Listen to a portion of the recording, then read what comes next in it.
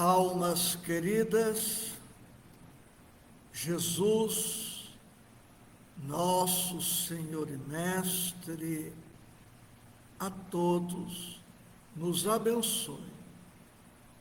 Estudo do Evangelho segundo o Espiritismo, nesta oportunidade, capítulo 5, Bem-aventurados os aflitos, item 26, tema: provas voluntárias, o verdadeiro cilício.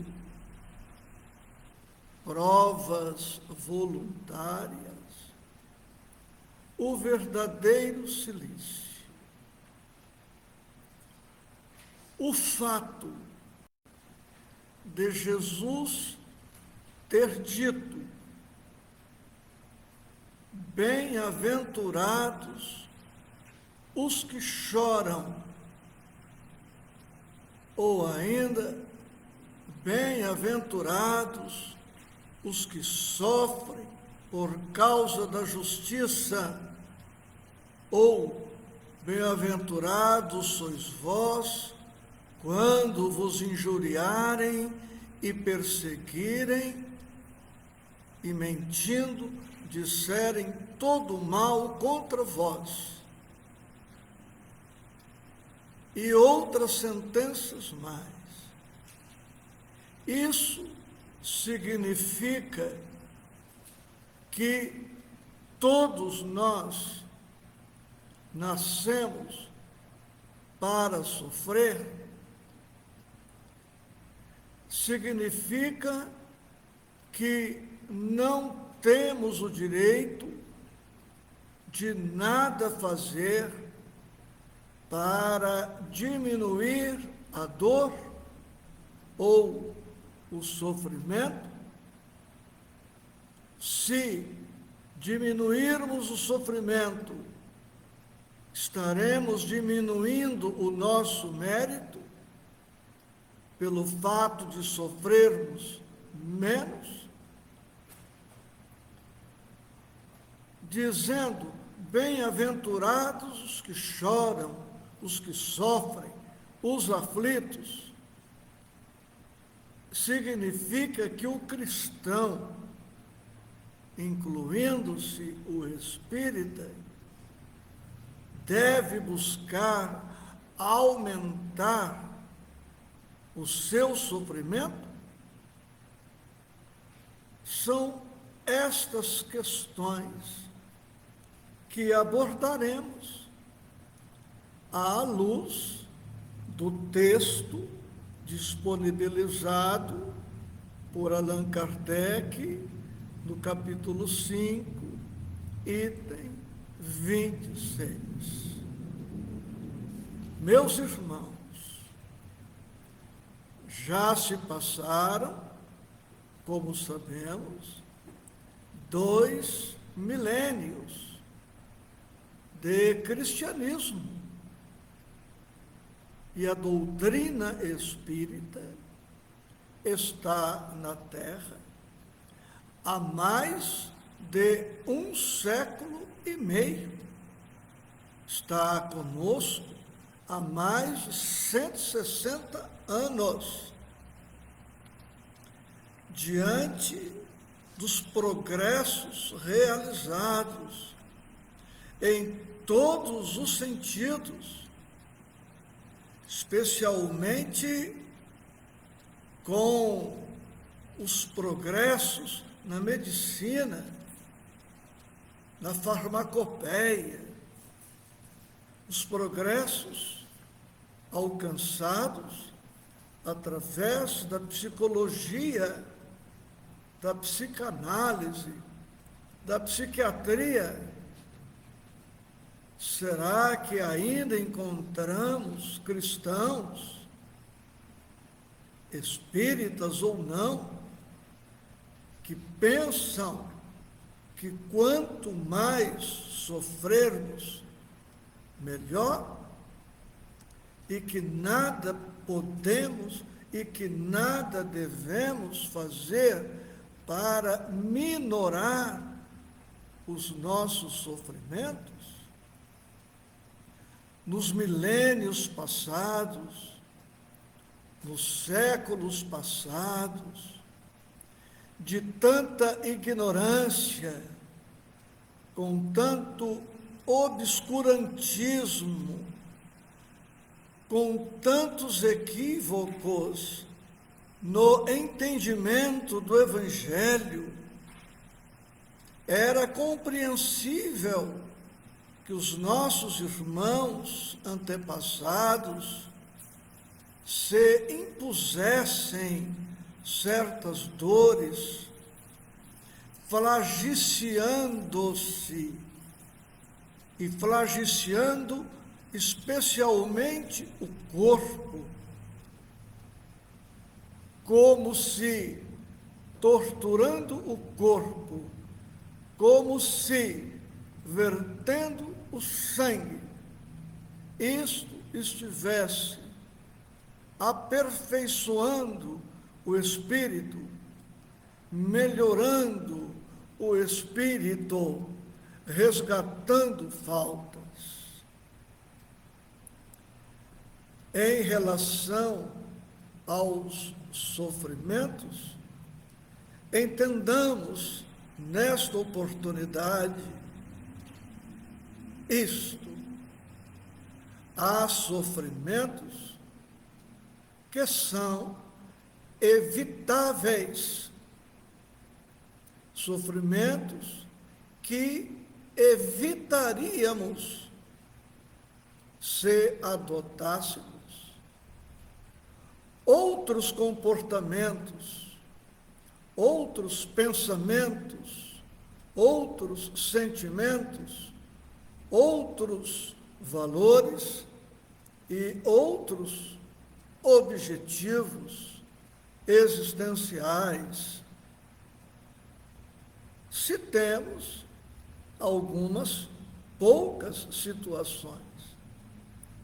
O ciumento sofre as consequências do seu zelo excessivo,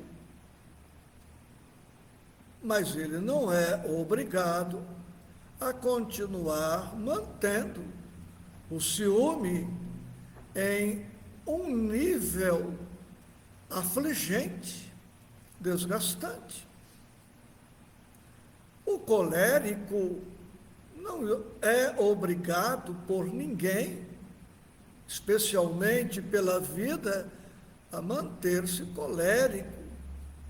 O impaciente, o intolerante, o incompreensivo, o invejoso, o avaro, o egoísta, o orgulhoso, o vaidoso. Todos estes vícios ou imperfeições do espírito geram dor, geram sofrimento,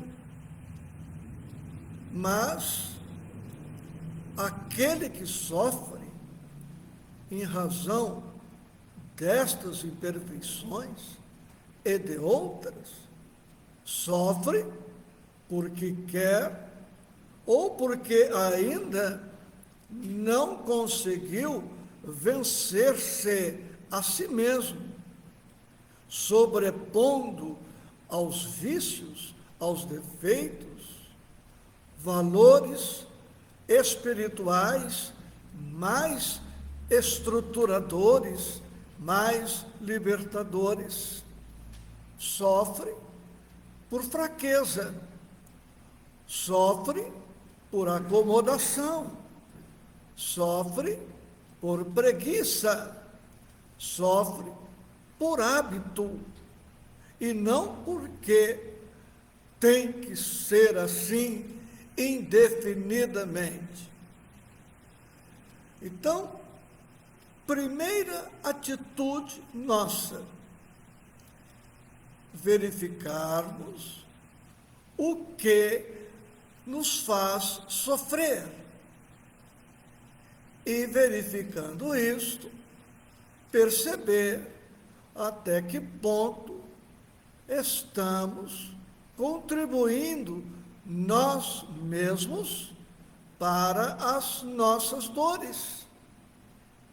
E a partir daí, organizar uma pauta, uma agenda de crescimento, de superação, de cessação dos sofrimentos. No item 26, Kardec formula algumas perguntas. Em verdade, é um espírito amigo quem as formula. É lícito à criatura humana abrandar, amenizar suas provas? Respondemos que sim. É lícito àquele que se afoga cuidar de salvar-se? Sim. É lícito àquele em quem um espinho entrou retirá-lo? Sim. É lícito ao que está doente chamar o médico? Sim. Por quê? Porque aquela visão pessimista de que reencarnamos só para resgatar é uma visão já muito antiquada, superada. Pensar que nascemos somente para sofrer é um engano. Mais uma vez, neste tópico de hoje, vemos que as provas chegam para que tenhamos, através delas, a oportunidade de crescer, de avançar, de progredir, de melhorar, de desenvolver sempre mais a nossa inteligência. É através das provas, das doenças, dos obstáculos, das dificuldades, que os nossos irmãos das ciências, de um modo geral, vinculados à tecnologia, vão realizando pesquisas, obtendo avanços e oferecendo a nós mais qualidade, mais conforto. Num sentido bom que vou colocar, uma certa raiva é necessária. Vou explicar. Uma certa raiva é boa se não ficarmos, entre aspas, com raiva do calor. Ninguém vai pensar em inventar ventilador, fabricar ventilador. Se não for uma certa raiva pelo calor, ninguém vai pensar em inventar, fabricar ar-condicionado. Uma certa insatisfação, substituindo a palavra raiva por esta outra, uma certa insatisfação é necessária, porque ela será a inspiração, o êmulo, o impulso para a melhoria. O sujeito que inventou a roda talvez estivesse cansado de carregar excesso de peso. Aí veio a ideia de construir a roda, a primeira carroça, o primeiro carro, carrinho de tração animal. E em tudo na vida é assim. De tanto andar no barro ou no excesso de poeira, começou-se a pensar na pedra para calçar a estrada, o asfalto e outros benefícios mais. Então, os problemas chegam não para nos destruir, não para nos derrotar, mas para que através deles cresçamos buscando alternativas. Então, a dor nos tira daquela zona de conforto, que por um certo período é boa e nos proporciona satisfação, mas nenhuma zona de conforto pode ser eterna, porque admitindo-se que o espírito alcance uma zona de conforto sempre boa, que não muda nunca, a tendência seria a acomodação, a preguiça e, portanto, a estagnação, o estacionamento. É esta visão que nos cabe ter. Mas isto significa que nós devemos aumentar, quanto pudermos, as dores que experimentamos. Também não é este o sentido do Evangelho. No estudo de agora, só em algumas situações vale a pena o espírito impor-se alguns sofrimentos adicionais, mas em nenhuma hipótese devemos flagiciar o corpo, impor certos sofrimentos ao nosso corpo, que é um instrumento valioso para a nossa permanência na terra, para a execução a mais fiel possível das atribuições, das competências, dos compromissos que são nossos.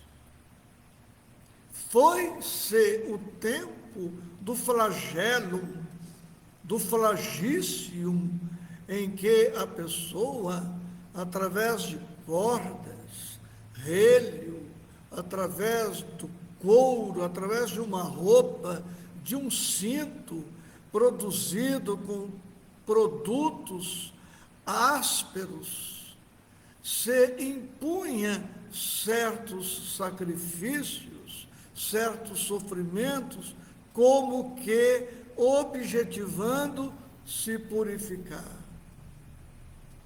Porque os nossos erros, crimes, quedas, vícios, defeitos, não podem ser atribuídos ao corpo. O corpo não pensa, o corpo não tem vontade própria. Não é o corpo que fuma, que bebe, que se droga, não é o corpo que se torna sexólatra, não é o corpo que comete crimes. Bem ou mal comparando, o corpo se compara a um animal, a um jumento, a um cavalo, a outro animal de que a criatura humana se serve para o desenvolvimento de certas atividades. Se o cavaleiro não tem perícia, não tem carinho, não tem respeito na condução do animal, e este animal se revolta, se desespera e causa um acidente, a responsabilidade, de forma alguma, é do animal. Não podemos responsabilizar a enxada pelos acidentes de trabalho, mas sim do agricultor que, por alguma circunstância, que pode ser uma imprudência, uma negligência ou uma imperícia, não soube manusear a ferramenta, provocando acidente.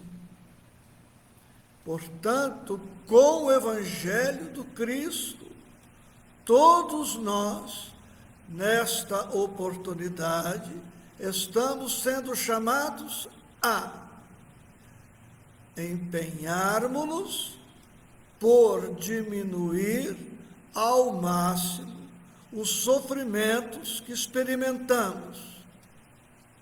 Estamos ainda sendo chamados a evitarmos todos os sofrimentos evitáveis. E estamos sendo chamados a não impor ao corpo sacrifícios, sofrimentos, dores desnecessários. Portanto, até aqui, 3 atitudes que se espera do cristão, de modo muito particular. O primeiro comportamento, repetindo para fixar, não necessariamente na mesma ordem já apresentada. Vamos nos empenhar para evitar tudo que pudermos evitar. Ninguém é obrigado a sofrer por algo perfeitamente dispensável em sua vida. Vamos estabelecer o propósito de sofrermos menos, sempre que isto for possível. E vamos respeitar o corpo, não transferindo a ele a responsabilidade pelos males que nos ocorrem. Outra atitude que o estudo de hoje nos propõe é: evitemos as murmurações, evitemos as reclamações, as queixas. A queixa desgasta, produz perda de energia, perda de tempo, perda de oportunidade e aumenta em muito o nosso desespero, a nossa revolta ou a nossa apatia. Evitarmos quanto possível a queixa, que em nada melhora o quadro das nossas aflições. Tem até uma pequena história, parábola, de um cão que permanecia muitas horas durante o dia sobre uma tábua, uivando, murmurando, gemendo, sofrendo, até que alguém foi ao encontro do cão, tirou-o por um momento de sobre a tábua e percebeu que o cão estava apoiado sobre um prego com a ponta exposta para o corpo dele, ferindo-o. Esta pessoa tirou o animal da tábua, colocou-o à distância, afastou-se poucos metros, começou a ouvir os mesmos lamentos e observou com tristeza que o cão havia voltado para a tábua. Quantas pessoas se comportam assim? Sofrem e nada fazem para parar de sofrer. E se puderem, aumentam o sofrimento numa atitude masoquista, impondo-se flagelo, sofrimento. Quantas pessoas viciadas na adrenalina provocada pelo sofrimento. Pessoas com comportamento tão contraditório que pensam assim: meu Deus, o que será de mim depois que eu parar de sofrer?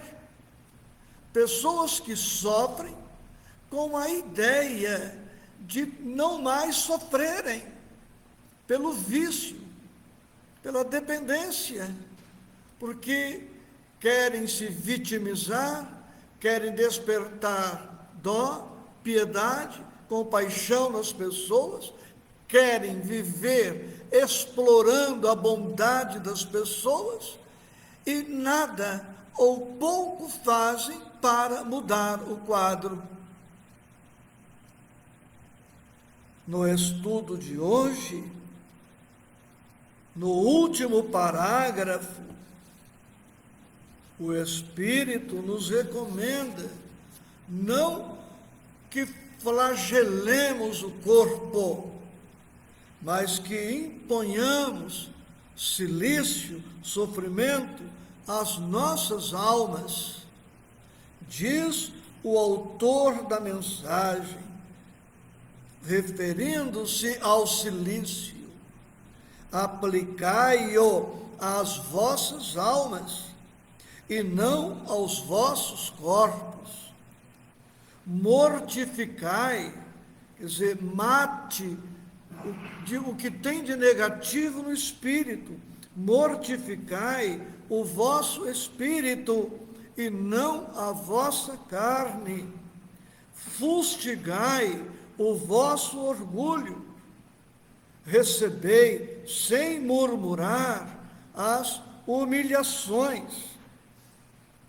Flagiciai o vosso amor próprio.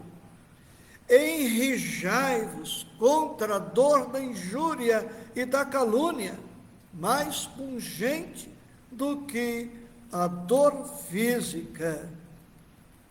Eu me permito repetir: aplicai-o às vossas almas e não aos vossos corpos. O Espírito está se referindo ao cilício, ao flagício. Mortificai o vosso espírito e não a vossa carne. Fustigai o vosso orgulho. Recebei sem murmurar as humilhações. Flagiciai o vosso amor próprio. Enrijai-vos contra a dor da injúria e da calúnia, mais pungente do que a dor física. Isto sim se espera do cristão. E para terminar o nosso estudo, o Espírito, que se apresenta com o título de um anjo guardião, diz que um outro cilício podemos nos impor, que é o sofrimento que suportamos para socorrer os nossos irmãos mais necessitados que nós. Diz ele: muito diverso é o que ocorre quando o homem impõe a si próprio sofrimentos para o alívio do seu próximo. Se suportardes o frio e a fome para aquecer e alimentar alguém que precise ser aquecido e alimentado. E se o vosso corpo disso se ressente, fazeis um sacrifício que Deus abençoa. Vós que deixai os vossos aposentos perfumados, para irdes a amansarda infecta, levar a consolação. Vós que sujais as mãos delicadas, pensando chagas. Vós que vos privais do sono, para velar à cabeceira de um doente, que apenas é vosso irmão em Deus. Vós, enfim, que despendeis a vossa saúde na prática das boas obras, tendes em tudo isso o vosso cilício, verdadeiro e abençoado cilício, visto que os gozos do mundo não vos secaram o coração, que não adormecestes no seio das volúpias enervantes da riqueza, antes vos constituístes anjos consoladores dos pobres deserdados. Lugar de cristão, espírita ou pertencente a outras denominações, é junto aos que sofrem mais, renunciando, sacrificando tudo que for possível e preciso a benefício do próximo, trabalhando de maneira intensa pela superação do orgulho, do egoísmo, da vaidade, da prepotência, da arrogância, da soberba, da preguiça, da indiferença, do comodismo. Meditemos nisto. Respeitemos o nosso corpo, instrumento preciosíssimo de progresso para o espírito. E façamos todo o bem possível, evitando todos os males que pudermos evitar, males do corpo, da alma e da vida como um todo. Profunda gratidão, com votos de segurança e paz em Cristo Jesus.